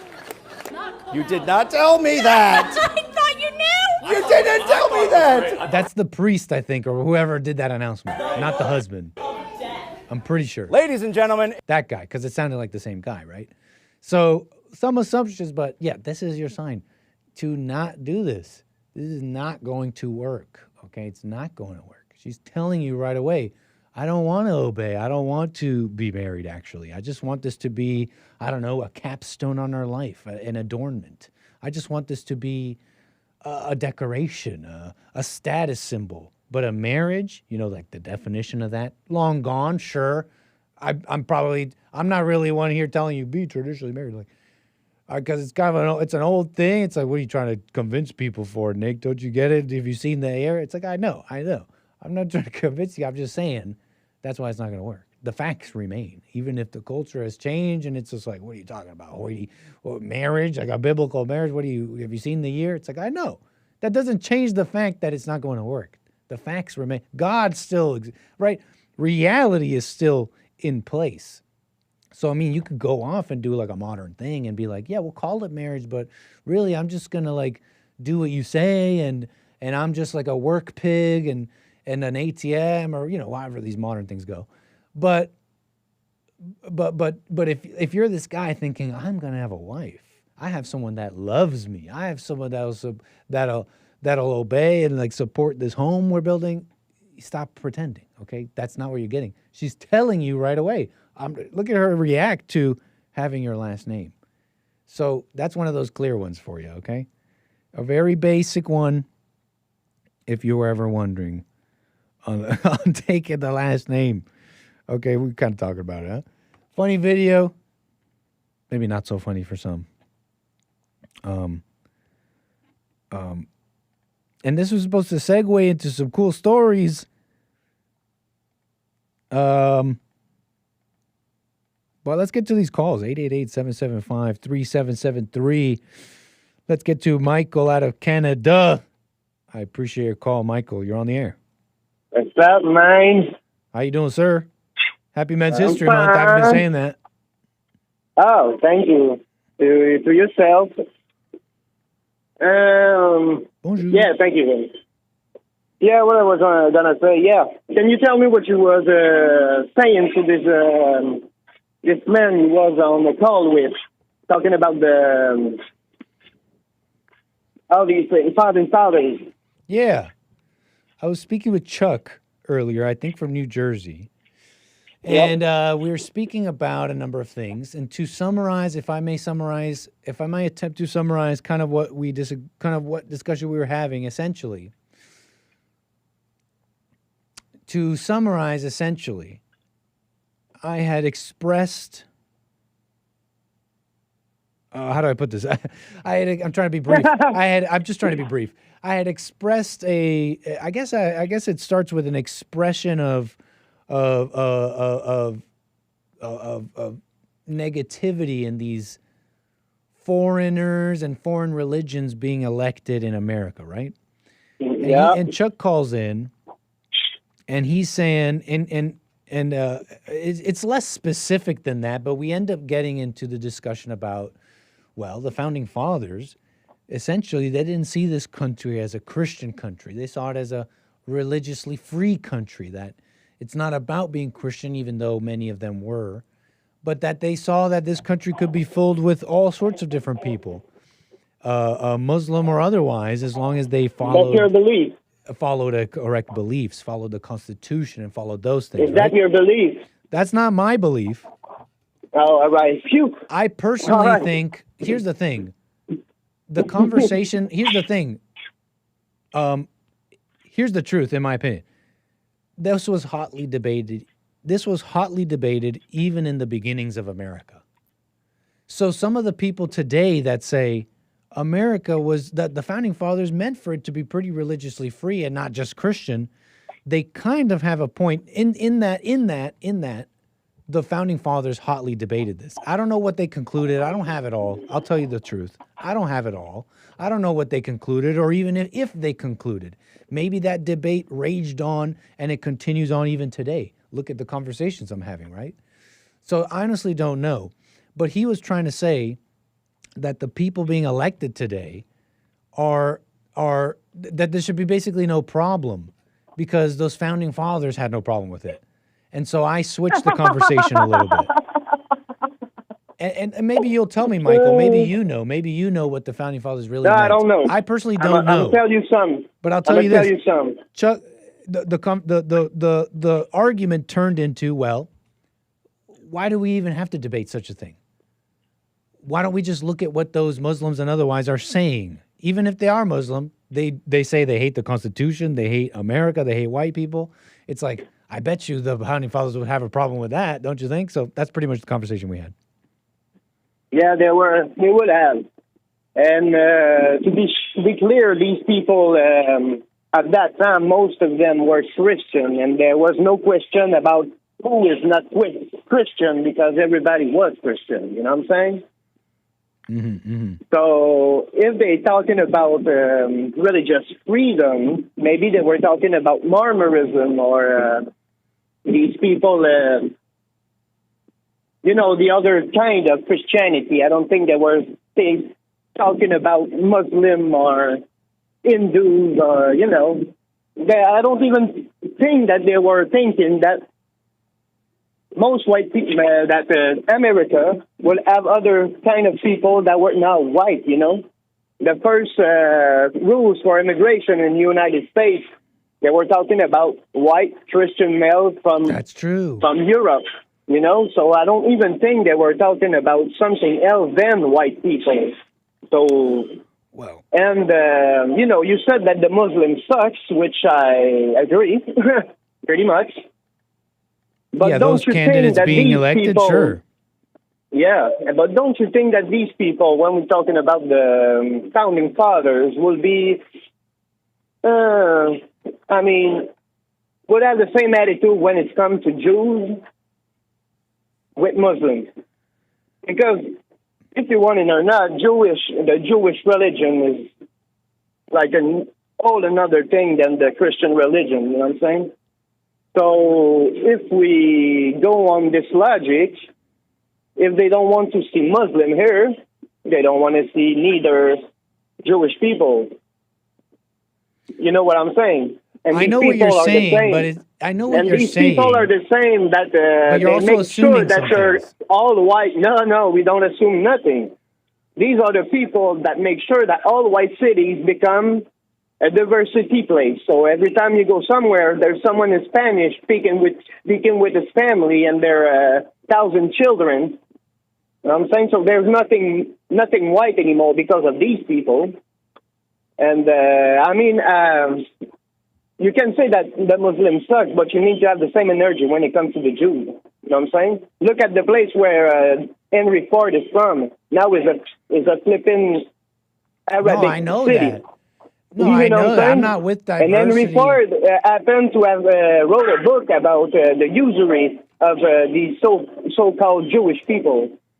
So what does that have to do with the founding fathers and how they may have felt about Jews? Because they're you see not how Christians. you're just kind of like chaining things now to, I don't know, do like a combo strike. But no, but because your you combo said that strike, the Muslims should not. I'd rather be accurate than try and get a combo strike. You know, and No, you said that the Muslim were sucks and that the founding fathers didn't think about these people when they wrote those lines. But I didn't that's say the same that. thing for the Jews. I don't say all that. No, but that's the thing you wanted to say, no? I wanted to say what? That was the argument. What is that it was that the I wanted argument. to say? That was the argument. And what was my argument, according to you? That the founding fathers didn't think about Muslims. No, that wasn't my argument. I was saying I don't really know. Because there's quotes from the founding fathers talking about them the way that my caller was talking about them, and there's quotes from founding fathers that talk about the Muslims the way maybe I was a little bit. You understand? So I don't know. So actually, I don't know, and I'm wondering if you know, because you're saying you pointed to one of the first immigration acts. I forget the name and all that. Yeah, and it was explicit. I don't know their name either. It was explicit. It said white men of good character, right? But you're using that to say that. You're using that to assume that all the founding fathers, that obviously, then you read that and you think to yourself, well, obviously all the founding fathers didn't want any Jews in the country, but I just don't know the answer to that. But upon looking it up, many founding fathers have quotes talking about the Jew, the Asian, the African, the Mahometan. That's what I don't know. I guess that's Muslim, Mahometan. talking about them in a way it sounds kind of like woke, I guess, saying that they deserve rights and they could be part of America. You know what I'm saying? I'm talking about people like George Washington, writers of the Treaty of Tripoli. Now, I'm not saying that those people were woke. No, I bet you the people today saying be diverse took their words and made, I don't know, that's my assumption. But again, I'm talking about assumptions here. And, I bet you the founding fathers thought about Jews differently than people do today, sure. But all I'm saying, sir, is that amongst all that, I think there's an assumption there. You're saying that, well, clearly if the Immigration Act said white men of no character, the founding fathers hated Jews. And it's just like, well, I don't know about that. They hotly debated this in 1784, 1786. Well, I don't think... And they debated each other saying, well, do Jews and Muslims have a place in the country? They were debating that back in like 1784. So I'm just saying, sir, that maybe we don't know. I'm just saying. Is it the founding fathers that made that law about the Immigration Act? I don't know. I forget. The Immigration Act you're talking about, white men of good character, what is this, 1882? 1882? Oh, Hold right. on, I'm about to find out for you. I'm pretty sure they were more closer to the values of the founding fathers anyway. So Right, but I'm just saying that there's an assumption of what you're saying. That's all I'm saying. Because I'm just saying that America is for white people, that's all. Not Jews, not the Muslim, not Indian. I know that we are going to lose it, but the Naturalization Act of 1790. The Naturalization Act of 1790. First uniform federal law setting rules for becoming a U.S. citizen through naturalization. And it read, any alien being a free white person who shall have resided within the limits under the jurisdiction of the United States for the term of 2 years and making proof to the satisfaction of such court that he is a person of good character, blah, blah, blah, can become a citizen. Wow. These people were common sense like no other today. You read that and you think That's that all the amazing. founding fathers were like just saying, we're only saying what you were saying. But I'm trying to tell you that at the exact same time, 1784, pretty much the same decade that this Naturalization Act was written, they were debating the things I was saying, right? And that's not me saying, and you know what, maybe we should be diverse and Muslim. Like, obviously not. I'm just saying, let's not assume things. Let's not assume things. I'm just saying, let's not assume things. No, but I think we should, it's gone, but it should have been white, you know what I'm saying, and kick all the other people out. So that's pretty what I was wanted to say today. Totally. Pretty interesting. I appreciate you bringing that up. I forgot to bring that up, the Immigration Act, so I appreciate you bringing it up. Yeah. It's not to hate on the Jews, I'm saying. It's just that they are not Christian, and just like the Muslims, they don't have a place here. They should not have a place here. So that's it. Have a nice day, man. Totally, Michael. Call me again, sir. Yeah. We got Jep out of Kentucky. Happy Men's History Month, Jep. Appreciate your call. You're on the air. Happy Men's History Month to you too, man. Right on, sir. Yeah, I got a follow-up to Terry's call. Go ahead. Yeah. I was wondering if people like her ever thought about, unless if it affects your personal life, meaning unless she's coming to your house forcing you to give her your eggs to freeze, then there's no real need to care about it. Just because someone is doing something in their personal life, whoop-de-doo. As long as it doesn't affect you, then there's no need to worry about it.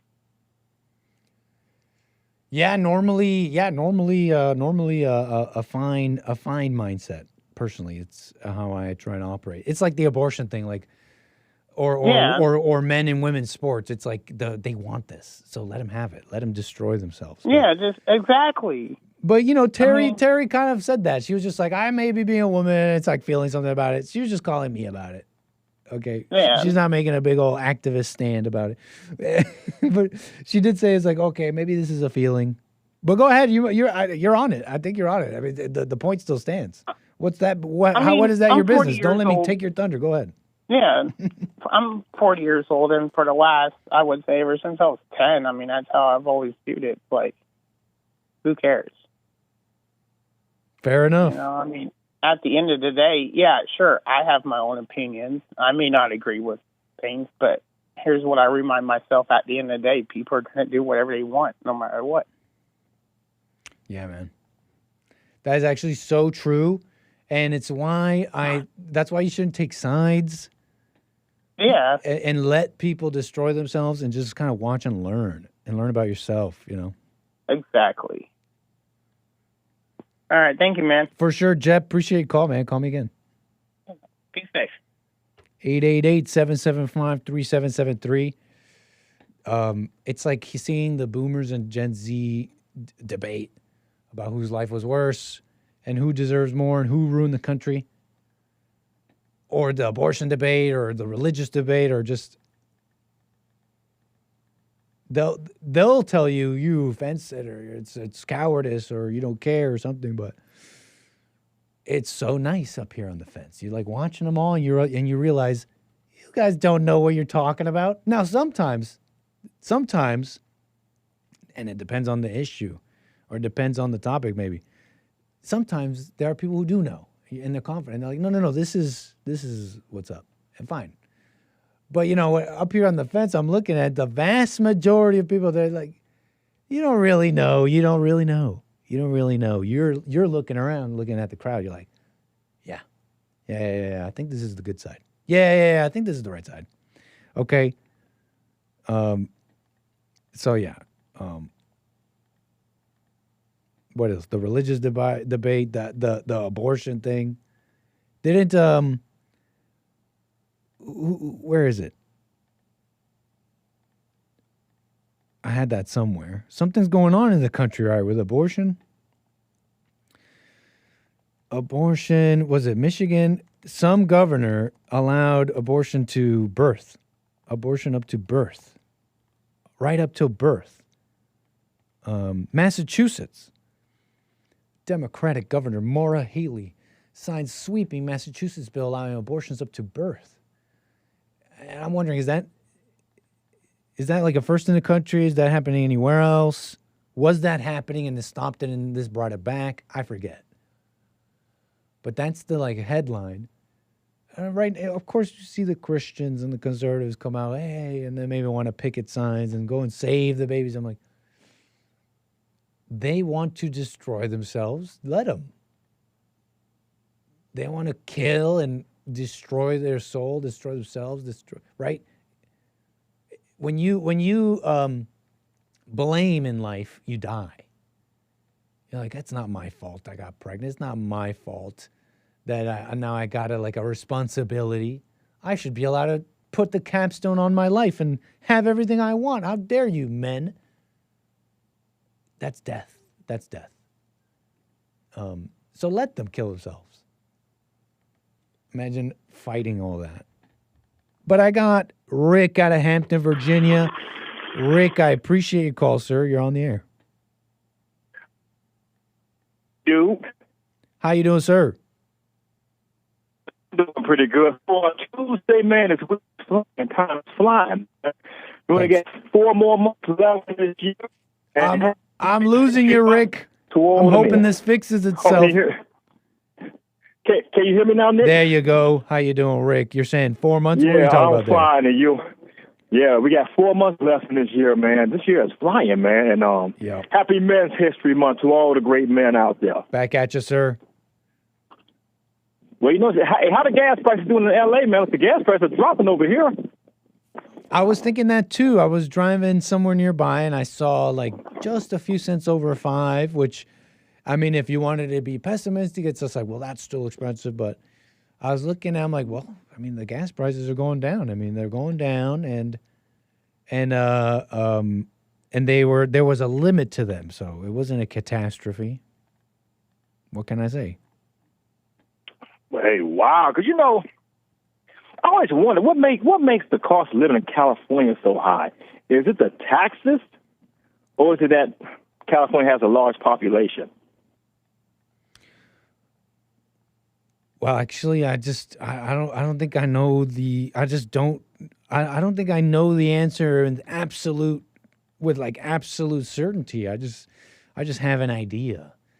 But you have these very big thumbs on the scale, and population isn't necessarily one of them.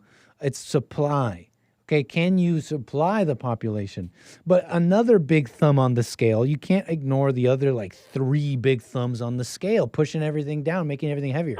Besides supply and population, that's the basic one. Do we have enough for the people that want stuff?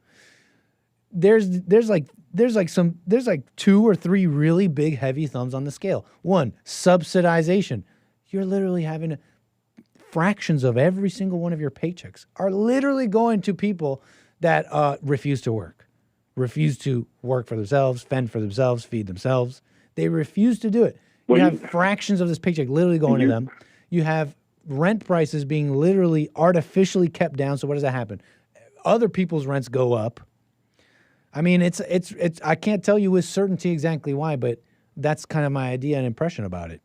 And you have these very heavy thumbs on the scale that we just kind of assume is normal life now, but it's not normal. There's a massive redistribution of wealth. Absolutely, man. I mean, that's why, man, I can't understand how people are so attracted to socialism. It takes they want half your income, really. They let you live enough. If you make too much money, they will take the other one and manage it for you. And once you run out of other people's money, man, and people say, hey, I'm fed up, man. I'm tired of doing all the work, and you ain't got nobody helping. Once you run out of other people's money, man, then socialism is going to collapse anyway. I mean, I know California has some high taxes, man, but it's a beautiful state, man. But the taxes in California are just any blue states, the taxes are crazy. And then it's so funny, even during COVID, when they were saying which states managed the best, the red or the blue states. The blue states and the liberal media always say the blue states all day long, but yet most of the blue politicians went to the red states to have a good time. What a mess, man. What a mess.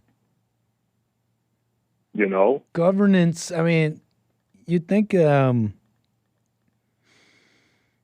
don't know, you just think they would you think it wouldn't be this complicated. And that's why I think it is. I think I'm with you, Nick. I think it's so complicated because you got so much rhetoric going out. You got the truth going out, then you got the lies going out that come across, your face and your mind, like, it's like you don't know what to believe. But unless you use your common sense. It's like, I get sick of hearing the thing Bernie Sanders always said. The billionaires don't pay their taxes, all that mess. But yet, if people, middle and poor people would manage their money better, generate wealth, and invest, they'll have wealth too. Most people don't save. They buy stuff that depreciate. Most Americans spend 120% over there what they make. And I don't know how you're going to have anything left anyway.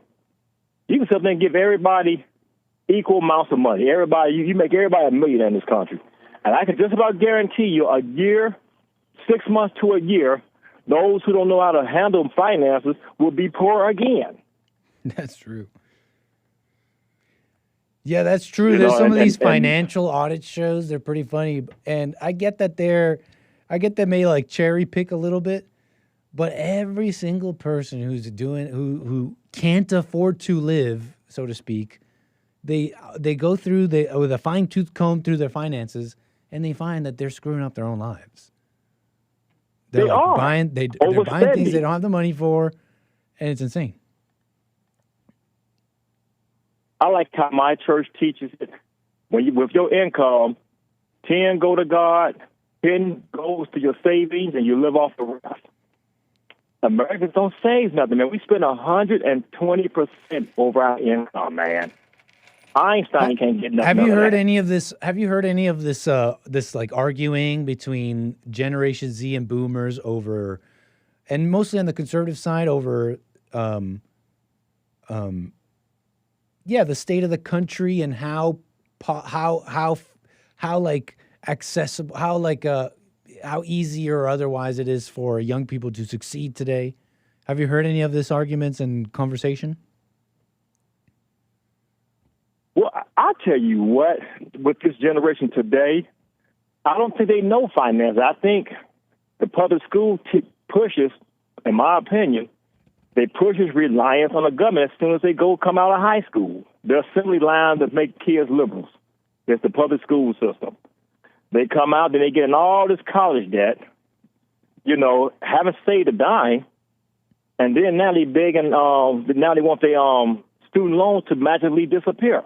That's why so many young guys are so attracted to socialism, because they like the part of everything's free, but when they get to put back into the system, now that's when they start, folding. Mm-hmm. Yes. Yep. I see, Rick. Well, thanks for your take on the affordability discourse. Can you call me again? We're really at the end of the show. I'd like to ask you about it next time. I can. Thanks for taking my call. Thank you, Rick. I'll ask you about it next time, sir. Happy Men's History Month, and take it easy. You too. Bye-bye. Folks, did we really make it all the way to past the show, basically? I appreciate all your support, folks. Let's see here. Someone with the coffees, always very generous. Amazing stuff here. Carver with the what? I didn't see the super chats. Thank you. Carver says, tell AOC in vague metaphors how to make boys first. Can I say this? How do I put this, Carver? You know what? I think I have a way to put this. That's still coded for the folks here. I'll put it like this. In most cases, passion, Jesse will tell you, passion's evil. And you know what? Even in this case, it may remain evil, but I'll tell you this. For the method to work, for the how-to, for the secret and how to make boys first to work, I don't know what to tell you guys. I think passion might be needed. And you know what? I'll leave it at that. It just can't happen in a Petri dish. Not with the knowledge I have, folks. I'll leave it at that, okay? Maybe there's another method to make boys first on a Petri dish, but I don't know that method, okay? Okay, folks? That's it from me. I only know the other way. That's it from me. Appreciate your support. Coffees, super chats, your calls. We did the topics and all that. We got more. We got Black Excellence and Manhood Hour tomorrow with Jesse Lee Peterson. We're wishing Hake well, and we wish he's back tomorrow. I just don't know. I have no info. I haven't heard any bad or good. I don't want to give you any info if I don't have any. But we all wish him well and wish him back. So hopefully Hake Report tomorrow, and then more American Anchor Baby tomorrow, Wednesday. Okay, folks? Take it easy. Appreciate it. Bye-bye. But goodbye for now. Bye. Oh, little Nick, too. He's got to say bye. Bye.